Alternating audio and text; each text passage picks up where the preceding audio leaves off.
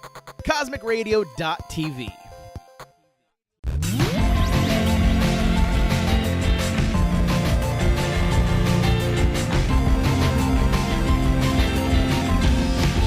Hello and welcome to a fine edition of my so-called 8-Bit Life. I'm your host, Roberto Villegas. Joining me today, remotely from his compound of death and destruction, Naaim Siddiqi, better known as Kuhan online. How's it going, good sir? It's going well. It's going fine. I'm living life. You live in life. That's how you're gonna open. You're like, it's going good. It's going great, bro. Living life, enjoying the whatever, catching the rays. I'm alive. That's what important. That's what's important, right? I got my health. For now, I guess that's one way. That's one way of going into it. I've got my health. That's rarely people talk about their health. Could be worse. Could be worse. It could be. You know what? That's actually what's one of the things I usually say. Like, because as a default, I have a couple of default responses, and only so many of my friends call me out on them. And when they realize that I'm using a default response, they're just like, "Why'd you say it like that?" I go, "That's one of my default responses." Not because I'm not paying attention, but because I have nothing else to say, and I hate being silent because I've gotten so used to talking in this damn microphone. Yep. Oh man, I know that problem. Yes, sir. And so because of that, like one of my default responses, especially I usually use that like the grocery stores or wherever they go, "Did you find everything you want?" Like, "Yeah, cool." It's like, "So how's your day going so far, sir?" Can't complain. Like that's my like default one is can't complain. Like it just became part of my like vernacular. I don't even know where I adopted that one as like my it's all right, kind of thing. Yeah. So for those who are new to the show, because we've been having a lot of new people come, which is awesome.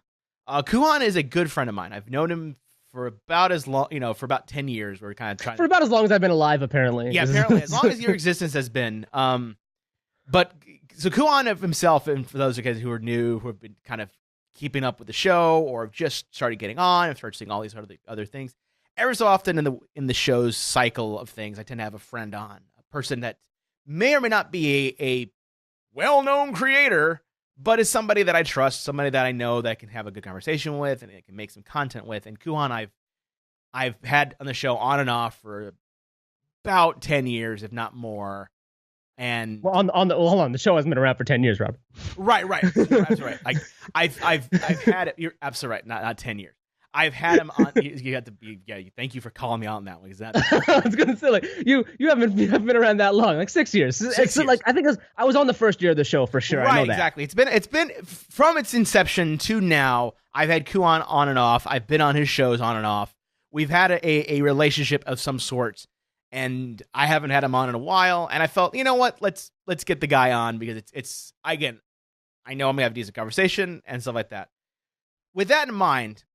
I gotta ask, have you had a chance to play any new video games? Or, like me, playing re-releases of old video games? No, I don't play a lot of new video games. Generally, I play MLB The Show is most of what I play. That's right. Okay, let's chat about that. Even though I was gonna talk about Full Throttle and Disney Afternoon, fuck that. Let's talk about this thing we call baseball. Why fucking fantasy baseball? And for those who have no idea what we're talking about, make a long story short, in the pre-show, he was telling me how he accidentally ran his fantasy baseball league, not even fantasy football. We're in the dredges of fucking baseball. I'm kidding. Dredges. How dare you? How dare you? Tom would look at me with shame and disgrace from his. Yeah, I'm gonna hit him up. We're both flying to Austin tomorrow. To kick your ass. God, if only that were the case. If only Tom Merritt would be flying to Austin purely for my benefit. That would be amazing. If Tom Merritt's like, knock, knock, knock. How'd you know where I live, Tom? Clock. First off, I'd have a story of like, let me tell you the time Tom Merritt punched me. Because that would be a story that I would want to keep in the back pocket for all eternity. Because it would be the one day that I'd say, I saw Tom's veneer drop. And so many people would be like, who's Tom Merritt? And the people who would say, like, really, Tom punched you? Like, yeah, right? Yeah. He showed anger? It's like, yeah, it was insane. I didn't expect it. That's why. All right, but continue, though, man. Sorry, what was the question? So the question was, how did you get into fantasy baseball? How did you get to running this stuff and actually having to keep up with it now? So, Okay. So, Go on. It's a weird. So okay, so I grew up in St. Louis, which is a baseball town. It's a very baseball town. If you're not a baseball fan in St. Louis, like it's very strange. Like even the people who are not sports fans in St. Louis are Cardinals fans. They got Cardinals shirts. Everybody's got Cardinal stuff, except for the people who like actively don't like baseball. And generally, those people actively don't like baseball because they're hockey fans, and they're like, why don't people talk about the Blues more? Just fine. Blues are great. They're in the playoffs right now. I think they're up 2-1 in the series. So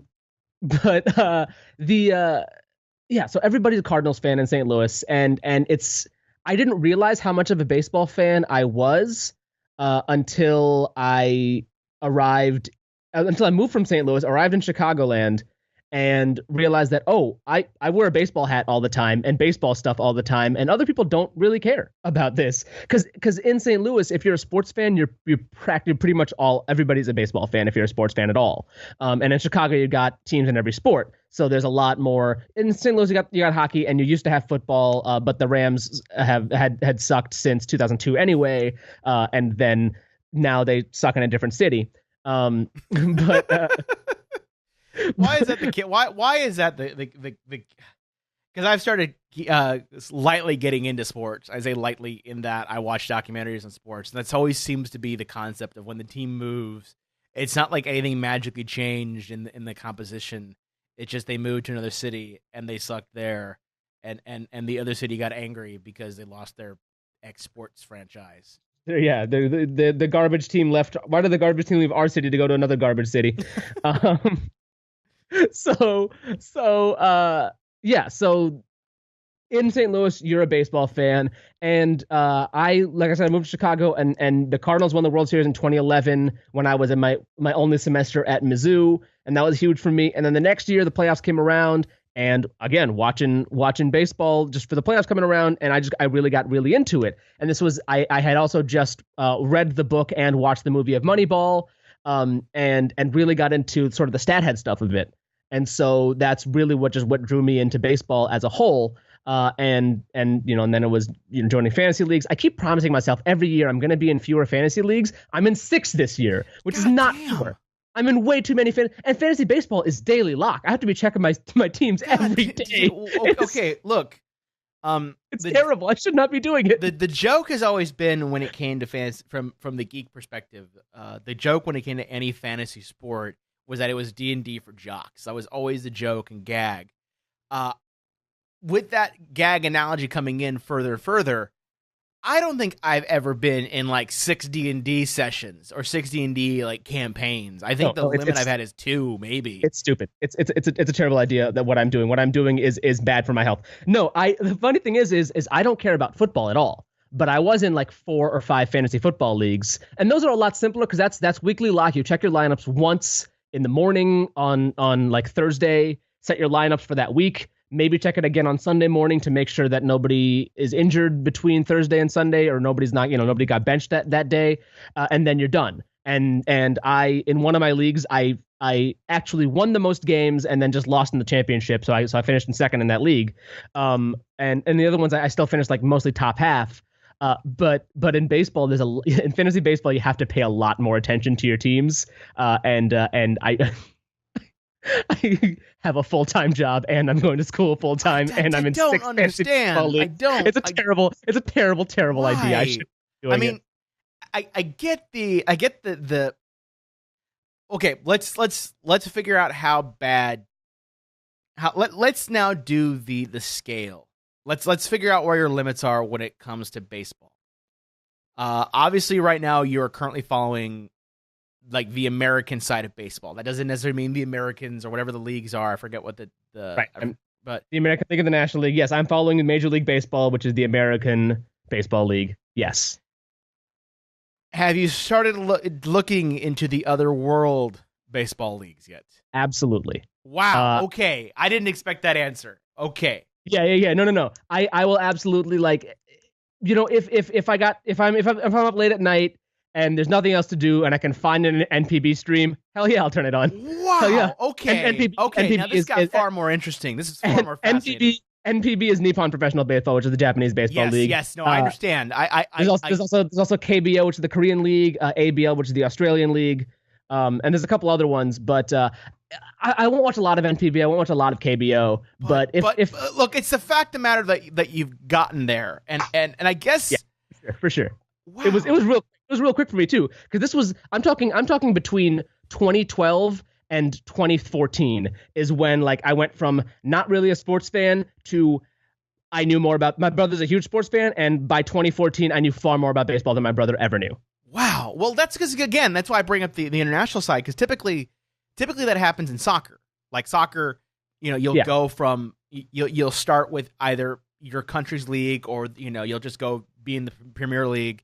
And then you may venture out to like the Europa League or the CONCACAF or wherever else in the world. You may venture out. You may not. It all depends on how deep you are. I'm going to be honest. The only reason I don't watch more Japanese baseball is because I don't speak Japanese. If I spoke Japanese, I'd be watching so much Japanese baseball.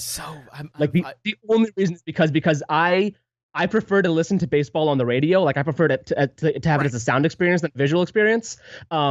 The TV is fine, but there's a comfort to listening to baseball on the radio, being able to drive around or even just sit in my room with my eyes closed and listen to the sounds of the game. And so not having the auditory experience makes Japanese and Korean baseball a little bit less. Like baseball in the we were talking earlier at the pre-show about like things like who's on first, sort of what are the premier jokes of that sort of thing.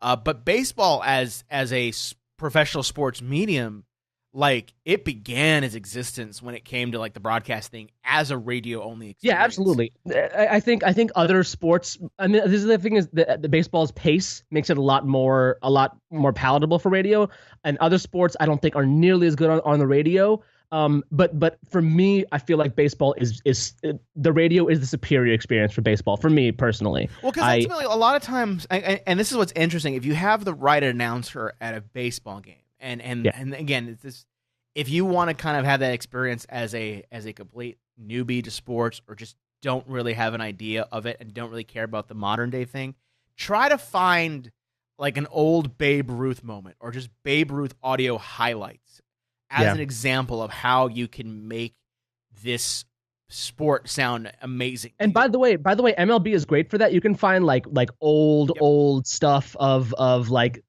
just old broadcasts, full game broadcasts from the 40s, the 50s, the 60s, the 70s. It's great. You can go back and listen to I think it was like Jack Buck and Vin Scully calling a game or something like that. Yeah. Like way back in the day. It's like it's there's some like real good stuff. And even in those times, like TV as we know it now wasn't then when it happened. When TV started becoming kind of a thing, it was still in its infancy when like a lot of these, some of these like very well known, even like in the 70s and 80s, we weren't at the point now.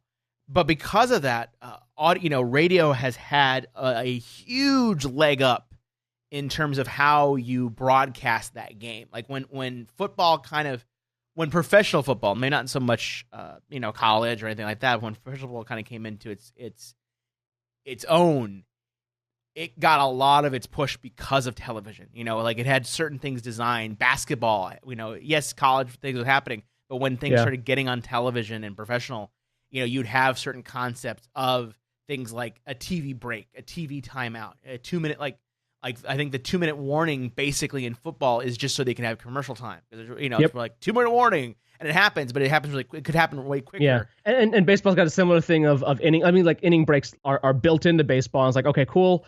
You got 2 minutes to play ads-ins, that kind of stuff. Yeah, absolutely. And we have that, and again, those things still happen in those games, but it's just like in terms of broadcast, it had such a rich history in terms of how to broadcast in that sport and how to cover it and how to comment on it, that if I were, say, a new commentator to the whole thing and trying to get my feet wet in there, trying to figure out what my voice is or how to approach it, I'd have this ginormous catalog to look back on and sort of hear and listen to and go and say, oh, that's how you cover baseball. That's how you do certain things. And that applies to that. And two, it's also very much I'm not saying there's not a whole lot of action in football, there's a lot of action in football, a lot of action in basketball, all that. But like basketball's very, very fast paced in that, 2 points, 2 points, 2 points, 2 points. Ball, pass the ball, guarding. It's there's a lot more to be said in 3 seconds than in baseball, where it's all right, and the pitcher comes set and delivers and the swing, and like everything is happening in a moment. There's a moment this happens, a moment this happens, a moment this happens. Whereas in basketball, it's a pass, it's a pass, it's a pass, it's a shot, it's a pass, it's a block, it's a pass, and then he's here and he's here and he's here and he's here. Where in baseball, everyone is positioned in their positions when you're starting. So it's a lot easier to paint a mental picture of where everybody is. Like, okay, he's telling me the outfielders are shaded a little bit left. He's telling me the infielders are shaded a little bit right. Okay, so I know that he's a little bit over here. He's a little bit I have an idea of where everybody's standing. And the batter's standing in the batter's box, and there's a runner on first, and now he swings. Okay, now the base runner's running, and we have the outfielder who's moving towards the ball. There's a lot easier to paint a mental picture than in basketball when there's 5 people on each side moving, in football when there's 12 people on each side moving, in hockey when there's 6, 7, 8 people, 9 people on each side moving. It's a lot easier sort of to paint that mental picture, and which makes it such a great radio experience. Even soccer can become a bit difficult too. Yeah, same deal. Yeah. I'm just thinking of the 4 major American sports, but same with soccer. No, soccer. A dozen people on each side. 11 people, whatever. But cricket's very equivalent to baseball in terms of cricket definitely similarly. Pacing. I've never listened to cricket on the radio. I have watched cricket on TV. My father and my brother watch cricket a lot, and my grandfather. Which is it's always fun to watch both, because it's always fun to watch those sports with my brother and my dad, both baseball and cricket, because my dad does not really get baseball and I only kind of get cricket, and my brother is a fan of both. So it's really fun to sort of have that dichotomy of my brother like understanding exactly what's going on and explaining to either one of us sort of how the equivalent works in the other sport. Well, because I've tried my best to figure out cricket, because for a while I was watching. I kept up with. I still kind of do. I kept up with the English Premier League, and the station that would broadcast that online is BBC 5. That's their sort of sports one, and every so often they'd advertise, hey, we got this other feed that's playing the cricket game. Like, I don't really care about cricket, but I have the audio playing because I haven't changed the station because I just need some background audio in terms of work. And it will be talking about, this wicket, this many runs, this hit there. And like, how does this work? Because I still want to know, even on a rough guesstimation scale, how all this works. And when you start looking into the world of cricket, sort of the sport and everything else, you realize that basically it is like it has the exact same pacing as baseball. Yeah, it's not very baseball, similar pacing. But it has the pacing of, it is a very moment driven thing. You either made the hit or you didn't. That's a good point. And so that sort of, it's sports like that I think, cricket not so much. Cricket has kind of, gone beyond, England, but it's such a funny thing we talk about. I only watch international cricket. I just watch the Pakistan team. Yeah, but basically everyone else does. Everyone else watches those sort of things. That's the big ones to watch. But if you start, I don't even think we have a local team. I don't even know if I don't know if we do. U.S. has some like under 20 teams and stuff, but the U.S. isn't usually very good in cricket. And usually most of the U.S.'s teams are like people whose parents are from another country and they play here. And if you're really, really, really good, and even if your parents are from another country and you live here, you're gonna play for that team. Yeah. So the U.S. sort of gets the table scraps of like guys who are pretty good, and again, like I actually had one of my parents' friends' kids who actually his little brother who beat me in my fantasy football league last year was actually on, when he was under 20, was on the US, like the US teen cricket, like international cricket team, which is cool. Okay, that makes sense, because like the sport that we're just kind of starting to get better with, starting to slowly grow here in the States. I say slowly, but it's actually kind of skyrocket as of late is MLS, is Major League Soccer. Like that's where that's the, if you're looking for a sport to get into, that's just right at the cusp of becoming ginormous, because it's already big. But when I say ginormous, I mean the point where even I will know certain teams now, and I'm not even in that big of the sport. I'm not even big on sports in general, and I know of like the LA Galaxy or these sort of teams there, right? And that we're getting a lot of good players is MLS. Like that's the sport if you want to kind of get on the ground floor now, see how these sort of things become, because it's so crazy to know that, like, when we talk about sports, like, and the international level, I think like the only sports that I could even say, I mean, even though there are other sports out there, people do play, basketball in other countries. Mm-hmm. It's like baseball and soccer are the only two that come to mind. Like, yeah. Baseball and baseball, even baseball is only like U.S. And then like it's U.S., Japan, and then you have like some South American countries who are all people who try to come to the U.S. To play, and like you got some Cubans and you got some Dominicans and you got some Venezuelans and you got some Puerto Ricans, which is technically U.S. And you got like stuff like that. But even the international appeal of baseball is nowhere near the international appeal of soccer. No, we're not saying. Yeah, I'm not saying that. It's cricket. By the way, cricket. It's soccer than cricket. It's just that America doesn't have cricket, right? Exactly. in the same way. It's such an interesting thing to note that because if we talk about like sports that people consider as hallmarks that are like it's as American as baseball comes to mind. Baseball is like the American, the nickname is the American pastime. And I just find it always fascinating that this is the game that we, in a weird way that we gave to the world. I'm not saying that we are the creators of baseball. I actually have not looked at the history, so take everything I say in terms of that with a grain of salt. But when people think of baseball, it's usually the American teams. Like it's like I was talking to my brother about soccer, and I was like, when I say soccer, what are the two teams you think of? And he goes, Manchester United and Real Madrid. And I'm like, those are two different leagues, and they're two different, sports teams in two different countries that have nothing to do with us. No one thinks of like the U.S. team. But if you were to go to another country and say baseball, like I have a feeling people would, you'd see people wearing like Yankees t-shirts. The New York Yankees, yeah, and maybe like the Atlanta Braves or the Los Angeles Dodgers, maybe. It's Boston Red Sox, like those are probably the big international baseball teams that you think of. That unless you're in Japan, right? But even in Japan, they may care about their own home teams and keep track of that sort of stuff. They still, if I guarantee people who don't really care about the sport would probably bring it up, not because anything bad, but that's because it's like our three exported sports are basketball, football, and baseball. Yeah. But I think baseball just translates out better in the end of it all. I mean, it's not to say that any of those sports can't, because there are fans in other countries for sure. Well, and I think on some level too, it's because baseball is a lot easier in some ways to follow. It's you see what's going on. You don't have to see three things going on, and it's a lot easier to communicate. Like amongst teammates in baseball, for example, whereas in basketball, for example, you need to, everybody on the court needs to know what's going on at every second. In baseball, you just need to be able to say, "I got it," pretty much. Very true, because we break down, if we break down the mechanics of any of these games, basketball, football, baseball, soccer, heck, even cricket, if we were to know the inner deeping cricket, the inner deeping workings of cricket. A lot of it becomes, we talk about this in collectible card games and even board games, but the idea of board state, the idea of when you look at a board and you see what's going on, you're like, okay, that's what's happening now. Here's the move I got to make. It's a lot easier in baseball, as a pitcher, as a batter, to look at the field and say, all right, there's the board state. Because if you come up to the plate, you as a batter say, okay, I've got two guys on, I got a guy on first, a guy on third.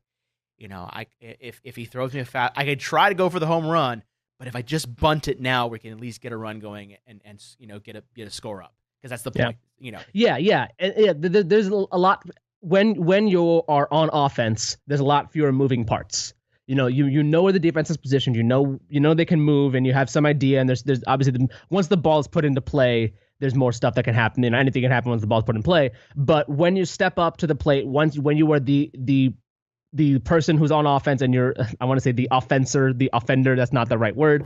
But when you're the offensive player and you arrive to play offense, you see the board state. You see the board state, and it's not going to change that much between the time that the pitcher comes set and the pitch arrives to the plate. Whereas if you're playing basketball, for example, and the ball is put in your hands, you're the point guard, but to bring the ball up the court, everything is constantly shifting. Right. Even in the moment the ball's in your hand, people are still moving around at the other end of the court, getting ready for you. Once you bring it up to the court, everybody's moving around. The ball switches hands. Whereas again, like in baseball, it goes from the pitcher to the catcher, and maybe the batter hits it in the right, exactly, and then hopefully someone on your team catches it or whatever, and that kind of thing. Right, yeah, and then there's a little bit more there, yeah. Right, exactly, but that's still, again, it's still knowing that, okay, even if you have the idea of a batter, there's only, I mean, again, we could break down every game and kind of have very similar things, but even in football, not soccer, American football, gridiron for you Australians out there, the idea being that things can shift very quickly because you can have an idea of a play and lateral. Like I always remember this, and it was funny because it was my brother's college team that did it. It became part of one of the like crazy sports moments of that year, to the point where ESPN had it part of their like top 20 for the day, where it's this crazy football play, and I think it's of St. Mary's there in San Antonio, where they're just throwing laterals and just sort of passing along and doing this like crazy football play and eventually score. And it's just this amazing thing to watch. But that doesn't happen. Not saying that the amazing things don't happen in baseball. Of course they do. You catch that, crazy fly ball and things like that. But nothing where you have to like lateral this, lateral that, another lateral, and kind of get in this hyper state of insanity, because it becomes these moments, and there's a windup and the pitch. Eddie hits it. It's going. Holy crap, he grabbed up the wall. And you think about how you telegraph that as a announcer. Yeah, that's so much easier to translate, because you can watch that in if you were to watch the game of baseball silent, right? And you have to kind of explain it in your native tongue. That's so much easier to do. Yeah. Because it's just these very hallmark moments. It's these very, not. And that's not to say that not a heck of a whole lot goes on. It's just not a heck. Well, yeah, and it's not to say it's not difficult. Like it's No. I feel it's not. I wouldn't say it's easier as much as more natural. Right. Like there's definitely a natural pattern to it. And maybe it's just more natural to me because I listen to a lot more baseball than other sports. No, but I think it's natural to me, even as a person that doesn't watch any sports, because it becomes this. Sports. There's a on DirecTV. There's this channel that I think is probably the most blatant explanation of sports ever, and they make this joke all the time. There are certain sports where nothing matters until the very end. I was talking with I was at a wedding, with my cousin's wedding. I was talking to my cousin, my cousin Carrie, Christy, who's a big Spurs fan. All my cousins in San Antonio are huge Spurs fans, so they all watch the games. And I guess the playoffs are happening now, and so it was game one. And I was making the comment, because we're just watching. I was like, "Well, they're up by the half." And I made the comment like, "Yeah, but nothing matters for basketball games until the fourth quarter, because anything can happen in that game. And you can be up by 20 by the half, and then lo and behold, it doesn't matter. Usually by about, barring something insane, and usually if you hear something insane that happens, it's rare that you don't know kind of how a baseball game is going to go by about the 7th or 8th. Yeah. I mean, not to say that there aren't those moments in those sports that's like, holy shit, they brought it back in the 9th. But if you're, for example, unless it's like a close game, like a 1 or 2 run game, it's uncommon to come back from a big lead in the late innings. Right, exactly. It's not, and then that's not to say anything bad. That's just, that this is sure. And I can think of many examples. Just last week, the Mariners gave up like a 9-run lead to the Angels in the 9th inning, which was real sad. Might have been 6 runs. I don't know, but it was I think it was either 9-3 or like it was a 9-run lead. I forget exactly what the score was, but they gave up a huge lead in the 9th inning to the Angels. So like, yes, it happens, but I definitely agree that it's uncommon to blow a big lead in the late innings in baseball. Right, it can happen. Anything can happen. It's like anything in sport. But the point being, because of that, I think a lot of times you tend to get invested, early on, and you'll keep watching. But by a certain point, like it gets near the end of the game, you're like, screw this. But you may come back to check up on things. But I think because of that, it's such an easier thing to translate out in that, because I guess to me, what I'm trying to say, even though it's still a sport, and even though it's still intense, and even though all these things matter in terms of their microcosms, this is not me saying as like sports is terrible, fuck that. Like, no, if you like this rock and roll, but in terms of other sports, baseball is a slower paced game, and I think that's to its advantage in that you can, like much like we're talking about in terms of radio, in terms of broadcast, you can have it be an audio form and not have to really worry about, did I miss something important? Did I miss something crucial? Like you can, for example, as you're, you have it playing in the background and you're working on something, or you have, like, I know like Tom Merritt, a mutual friend and podcaster, he'll typically have the game playing on one of his second screens while he's doing something else. And it's not uncommon for sports to have that, but specifically baseball, because it's that like, oh shit, something's happening, and you look. But in football, I was going to get the point to show that, to illustrate how it is in like other sports. Whereas I think in baseball, it's like you have to kind of keep up with it to a certain degree. DirecTV has this channel. I'm not sure if you've heard of it, but I think it's called like the Red Line, or like the Red Zone. I think it's called Red Zone actually, where it's basically it's during game day. Yeah, sorry, it is Red Zone. So I blanked for a second when you were talking. Yes, it's definitely Red Zone. Unlike baseball, I can just mosey on, and then eventually something crazy happens. Yeah.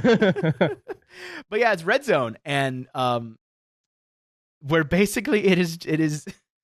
I love it because it's such a silly thing, because it basically says like, this is all that fucking matters, all you care about.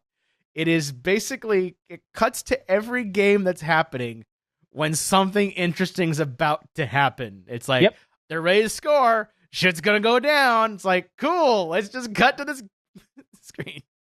It's pretty genius, to be honest. I know, I agree. Like it's great. Like it's like, okay, yeah, absolutely. We're gonna cut to this screen. You don't really care about the stuff that happens in the middle. You cut to this, cut to this, cut to this, cut to this. People have done similar things for MLB.TV that'll just cut to interesting moments in baseball games. But Red Zone is like official NFL. It's like, we want you to watch the most interesting. It's especially good for like fantasy, because generally in fantasy football, like, you have somebody on every team on your team or on whoever you're playing that week's team. On every game, there's something that is relevant to your fantasy game that week. So it's and fantasy football is huge. It's a huge market. Like it's a very big. I can't think of the word I'm looking for, but it's a huge industry. That's the word I was looking for, and I got it. It's a massive industry, and so it's a lot of Red Zone is mainly catering to fantasy football players, and the idea is any given football game, somebody on one of the two teams is on one of your two teams, the team that you have or the team that you're playing this week, and so every game has some sort of interest to you based on your fantasy team. Yeah, it's insane and bizarre to me, because like I love the idea. We're watching, like my dad would show it to me, like, this is brilliant, this is perfect, this is the thing you put on sports bars. You don't need to put on the one game, just put on Red Zone, and you've solved the problem of like what game to follow. It tells you what to follow. It just says this is the interesting thing happening, and it's the only reason I compare it. And you mentioned that there's no MLB one. I think it's because MLB, almost every moment can be interesting, whereas in like other sports, there's only so many moments that are interesting. And not because that doesn't mean that the sports aren't, people don't follow. If you watch it, you're keeping with the game, whatever. But there are every hit could be that hit that wins the game. It's something with soccer. Like every goal could be that goal that wins the game. Usually this happens in low scoring games, so that things matter more, I think. I say a little bit of that. Yeah. I mean, yeah, generally low scoring soccer is soccer can be won by a score of 1-0 very often. Same thing happens in baseball all the time, 1-0 scores. Whereas you're not going to have a 1-0 score you're really going to have a 7-0 score in football or 6-0 score in football. You're never going to have a 2-0 score in basketball. No, it doesn't. If you had a 2-0 score, it's like he shoots, he scores, and we've shut down the arena because something horrible has happened, and we can't broadcast anymore. The game no longer existed. All the players have been warped out of existence and transported to, like, that would be the more interesting story. Aliens have invaded and they've abducted our teams, and we now have real Space Jam occurring. Oh my God. Like that's the story there. That's the only way you'd ever have a 2-0 score is that. I would say, by the way, real quick, most of the time, all my Blu-rays are in a box right next to me. That box right now is in my car. But if it wasn't, I would pull out my Space Jam Blu-ray right now just to show you that I was prepared for this moment, but I was not. I think everybody. I'm gonna say that for the post show of like why you have that on Blu-ray, but I'm sorry. Why don't you have it on Blu-ray? Because I have Street Fighter the movie on Blu-ray. Hey, seems everyone's got their thing. That's okay. The reason I have that, and I hope it's similar, Street Fighter the movie on Blu-ray has commentary by the director. Oh no, I just love Space Jam. Okay, that's fair. That's okay. I'm not judging. I'm not judging. Space Jam is the modern Who Framed Roger Rabbit. Hold on. Let's not give too much credit to Space Jam. It's like, hold on there. I don't want to. Let's not sully the name of Who Framed Roger Rabbit. Look, Zemeckis is a genius compared to the director of Who Framed Roger Rabbit. Tells you how much I know who directed Who Framed Roger Rabbit. Now we're on that train. Robert Zemeckis did that, but who directed or did Zemeckis produce it? I believe Joe Pytka is the name of the director of Space Jam, something like that. Joe Pytka, I think, is his name. Let's see. Yeah. Ooh, I got it. I got it in one. Definitely. See. Yep. That's his. He made 2 feature films: Let It Ride and Space Jam. Oh God, I think I know about Let It Ride. Yeah. Wow. What is he? He also worked on. He's a big commercial guy. Yeah. He's done. It's funny. People also look for him when they look for Wayne Knight, who was also in Space Jam, Jurassic Park. But he's better known as Newman from Seinfeld. Yep. Great. I'm almost going down that rabbit hole. But to get back to baseball, because this is such a fascinating thing to me that you're into baseball. Well, I would probably say baseball. My first exposure to baseball as a child was Space Jam. Was Michael Jordan playing baseball? That's right, because that's kind of, it's funny you bring that up, because this tells you how weirdly historic baseball is. And you only, if you know something about a thing or two, baseball is that's such a strange thing, because like there was a point in time. This is to put back. Speaking of which, another great 30 for 30, which keeps coming back, is Jordan Rides the Bus. I need to watch that one still. That's the one I need to get still. Is Jordan Rides the Bus. It's phenomenal. It's So for those who have no idea what we're talking about, this is sort of a sports history moment in terms of things. Probably one of the quintessential players in the NBA, definitely during my era and during a lot of people's era, to the point where people will say, "Is this person the next Michael Jordan?" That's how big of a name he is. And I'm just saying, for people like as if I'm talking to like the 5 people who've been under a rock for the past decade or 3. It's Michael Jordan.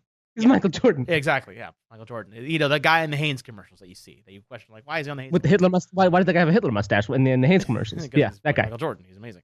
But greatest of all time. At one point in his history of sports, I guess he was just tired of basketball. He wanted to So the official story. Okay. That was right after his father passed away. Right. So the official story is that he was his father died, and he wanted to step away from basketball, and his dad always wanted him to play baseball, so that's why he played baseball.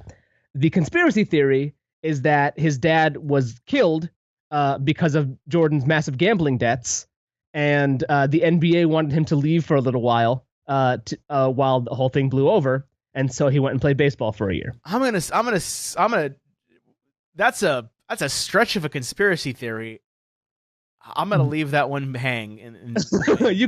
You don't worry. You can find plenty about the Jordan. I bet. No. Conspiracy theories are fun and can be great and grand, and you can make a career. If Alex Jones has shown me anything, you can make a career on talking about conspiracy theories and somehow make money about it. But hey, whatever works. And if any of the millions of documentaries on who shot JFK and did we fake the moon landing on Netflix are any indication, there is money to be had in conspiracy theories. Yeah, I love conspiracy theories. They're so much fun. I both hate them and love them too. Just like the one about how Alex Jones is an acid house DJ. Of course he is. I'll believe that one. That one makes sense. But going back to that, because of that, like there was a year he fucking played baseball, and it's such a weird thing. But I guess that's the allure of baseball. It's that sport even though other sports have been around for probably just as long, like we've had probably, football has been around for just as long. Professional baseball has been around the longest. By the way, I haven't even done this. So you can see behind me. Behind me, I have a big Power Rangers poster. But if I turn over here in front of me, that's my TV, and then that is my poster of the genealogy of baseball teams. Which is you can kind of see it from the side here. Hold that shot for like a half second because I need something for a screenshot. Wow. It's this wonderful infographic of the genealogy of baseball teams from the beginning of like pre-MLB, from the American Association until the present. That's like a goddamn that's I'm gonna go back to you. Get back to the normal shot it's at. It's so cool. My brother got it for me a couple years ago, or like a year ago. It's so dope. I love it. That is basically a database schema of fucking baseball teams. Oh, it's so cool. Yeah, it's got National League 1876 to present. Before that, National Association from 1871 to 75. American Association 1882 to 1891, and then some stuff Union Association and Players League. And then the American League starts as the Western League in 1894, and then in 1900 it becomes the American League. Does it show when the strikes happened? Yeah. I think so. I'm not sure because that's the important thing. But I think so. Like, there's like 4 or 5 different strikes that. Yeah, the big one in our lifetimes is the '94 strike. Right. I think there's one in the '80s as well too. There's one in the '80s, but the big one, the one in the '80s did not end this. Like, it ended the season and the season started up. Like it was pretty short. Yeah. The one in the '90s ended the season, ended the Montreal Expos possibility of the World Series that year, ended Tony Gwynn's possible 400 season. Yeah, it did a lot of bad. As it should. But yeah, it's one of those sports that, and the reason I'm kind of, guys, we're almost out of time. We're almost at the hour mark here. It's one of those things that, like, I would almost say when it comes to sports, people have I started at the beginning of this saying it's the American pastime, and I really truly mean that.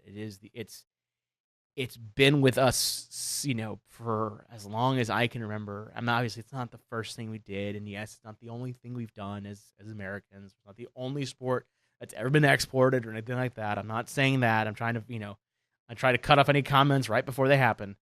But it's one of those things that's just like, it's so quintessentially ours, and the thing that became, part of the American fabric. That I always find it fascinating that was the thing we kind of exported, because I was, like we talked about earlier about Japanese baseball and you following it. Like, I remember there was this movie back in I guess it was the 80s, early 90s, with Major League 2. Major League and different. Major League is entirely Major League is an amazing fucking movie, and we all should watch that movie because it's amazing. And the greatest part about Major League, I think, is who is it that played the announcer? Oh, shit. Bob Uecker, who is actually the actual real life announcer of the Milwaukee Brewers, and you can still hear him cool. every day announcing for the Brewers. He's great. He's a legend. No, yeah, Bobby. Yeah, no, he basically made that. I mean, everyone made that movie. Everything made it, but again, no, it's like just a bit outside. God, so good. I love Bob Uecker. It's a great fucking. No, yeah, it's a great Major League. No, I was talking about God. I think even Mr. This is an older movie. This is a more recent movie, but I even think they made the same joke. Maybe is this one? Oh fuck, what was it? It was with Tom Selleck. It tells you how fucking old it was. We're going back to this era. The movie I'm thinking about is Mr. Baseball. In fact, the quintessential '90s movie where Tom Selleck goes back and plays for Japan, because that was a fucking movie. But that was a joke that like there's Japanese baseball teams, and like now it's 2017, and there's baseball here, there's baseball in Japan, there's baseball a lot of places, to the point where you're talking about countries that, as it stands right now, it's about 10 a.m. in Tokyo as of this recording, and we're watching a game out of there. You know a little bit of a thing or two of the teams there, and I just find that amazingly fascinating that this is where we're at with that sport. That, I mean, like we talk about, like I don't know anybody that doesn't know, like, take me out to the ball game. And even like I've been to a baseball game and I had a shitty baseball team to follow as a kid. Like you talk about like shitty baseball teams. I had the Tigers back before the Tigers were good. Why did you follow the Tigers? Because I was in Detroit. Because I grew up in Michigan. God damn it. Oh, that I was forgot my about home that. team. That was the Tigers. Forgot about that. Yep. That's sad. That's sad. The 03 Tigers, the worst team in baseball history. Yeah, no, like again, I've had like, there's a reason I got into hockey because we had at the time. There's a reason I got into hockey because my first sport was basketball because I had the bad boy era for the Detroit Pistons, and then when that ended, we had to wait a couple of years. Which by the way, fuck you for that, because the Malice in the Palace ended the 04-05 Indiana Pacers season. Favorite moment which is my favorite basketball team. I love that moment in basketball history, the Malice in the Palace, and I made a comment that I went back. By the way, have you? This is really really interesting oral history of it. You should go back and read, because it is. I'll link it to you at some point. The oral history of the Malice of the Palace is such a fascinating read. But oh my god, that 04-05 Pacers team was so good. And just they decide to get in the brawl with the. That's how we roll. That's how we roll. I was both happy and completely disappointed. I was happy in that. I was happy in that. Holy shit! Something fucking happened because that was something that was like, oh damn, this is how we're throwing down now. Okay, now it's because at that time I was starting getting I was either getting in and out of wrestling. Something that happened, but I was like, oh shit, things going down. Let's have some fun. But for those who have no idea, just look up Malice at the Palace. It's far easier if you Google search it. That Google Grantland Malice at the Palace, and it's this oral history I'm talking about. It's this phenomenal oral history of the Malice at the Palace. It tells you everything, like gets you from beginning to end. If you don't know anything about, I was tweeting out a while back. I'm waiting for the 30. I don't know if we're far enough away from it yet to do the 30 for 30 on Malice at the Palace. We're far enough away from it. I don't know that we're gonna get one just because.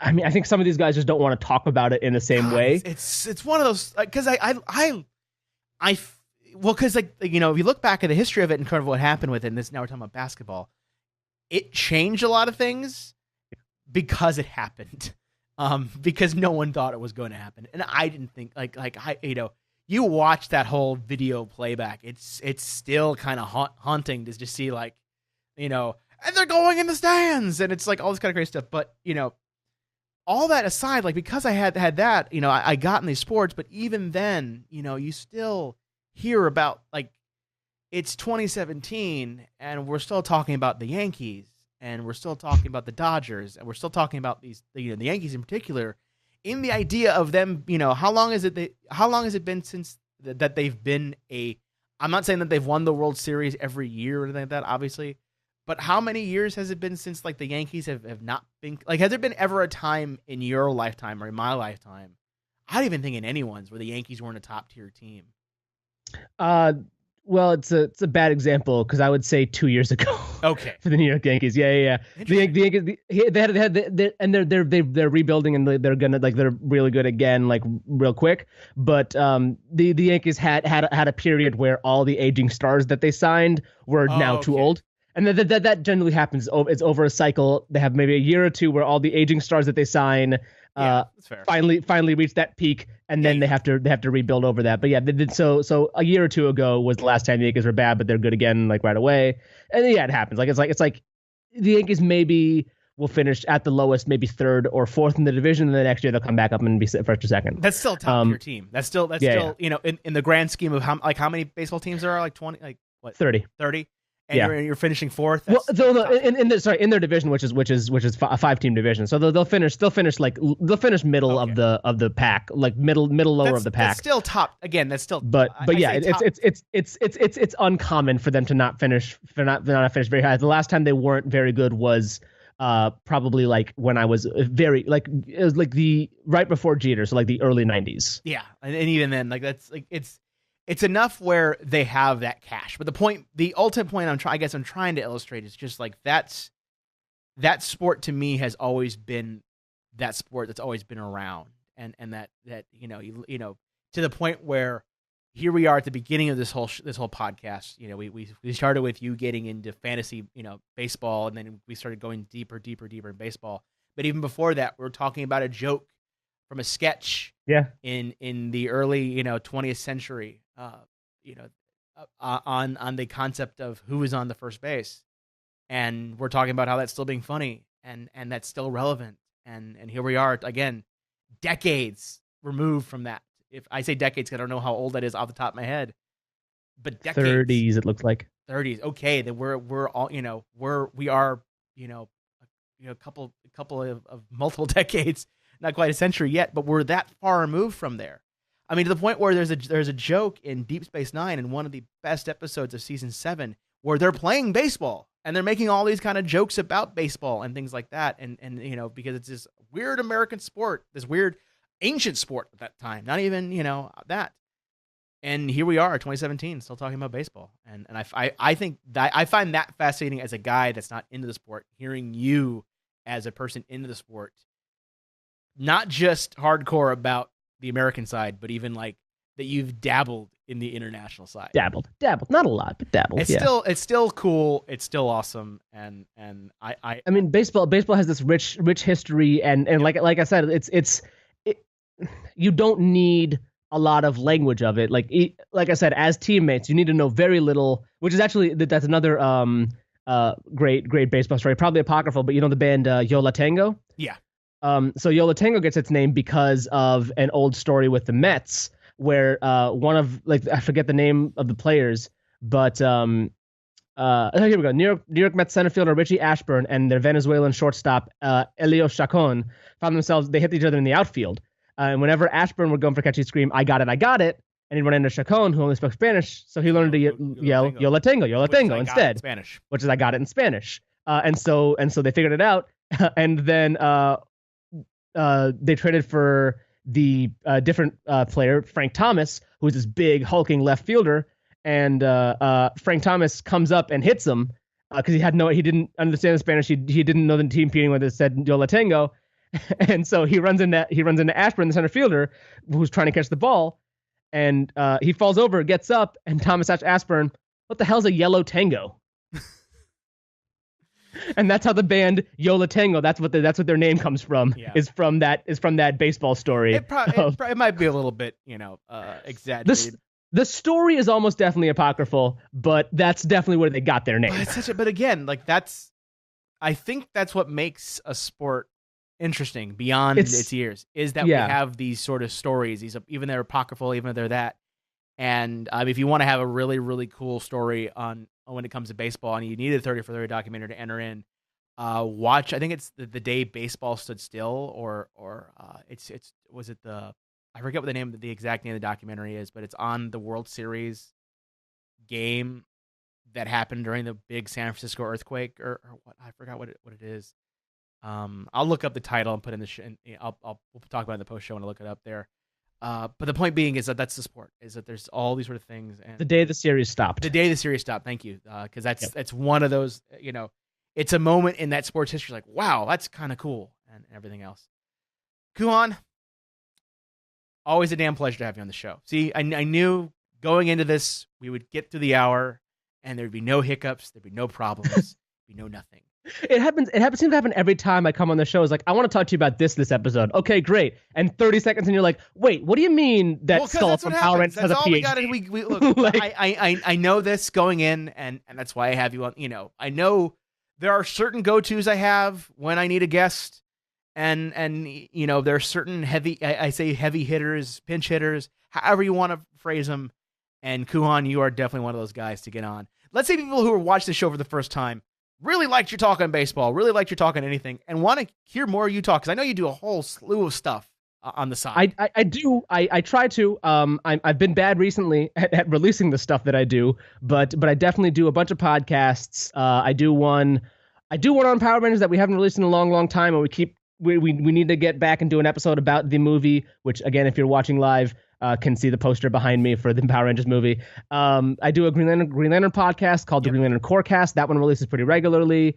Podcast for a Ranger is my baseball podcast, which needs to come back. The season started and we have not recorded yet for the new season, but that is a show that I do. 32 Pages is a combo podcast I do with Benjamin Castorita, who's in the chat right now. He's Iggy2814 on Twitch, and he does a lot of cool stuff that you should check out as well. But you'll check that out when you listen to our show. And you can find all of my stuff at www.iamkuhan.com. And twitter.com/Kuhan is my Twitter page, and all my social links are at the bottom of iamkuhan.com. That's IAMKUHAN.com. There you go. Of course, you can find me. I'm at Vincent404. There are the chat rooms and the Twitters. And if you want to catch previous podcasts, you can to our website, CosmicRadio.TV/8BitLife. There you'll find links to show notes, our Twitter account, which is at 8BitLife Podcast. And of course, you can, if you want to catch us live, you head over to twitch.tv/CosmicRadio.TV. We're live usually at 7 p.m. Central, barring any weird schedule changes and glitches. So hit that big follow button if you're watching us live. If you have not already. I'm really trying to move all my stuff to do live Twitch stuff too, and I just keep not getting it done. But it's so much easier now than it was when I started. Yes. I'm so excited by the state of this stuff that I can watch you live on Twitch. That it's so cool that you can just stream live. Yep. And I can watch everybody who I follow who just wants to get stuff started can go live on Twitch at any moment in time. It's really cool. Yes, sirree, Bob. And of course, after all that, if you happen to have a few schmeckles, a few change left, you head over to patreon.com/8BitLife and help this podcast become bigger, better, and more awesome. And of course, we're also on YouTube too. So head to youtube.com/CosmicRadio.TV. And actually, we post the video portion of the show there as the audio gets live as well. So that's it for today. So tune in next time, talk to another geek about something completely and utterly random. Bye, people.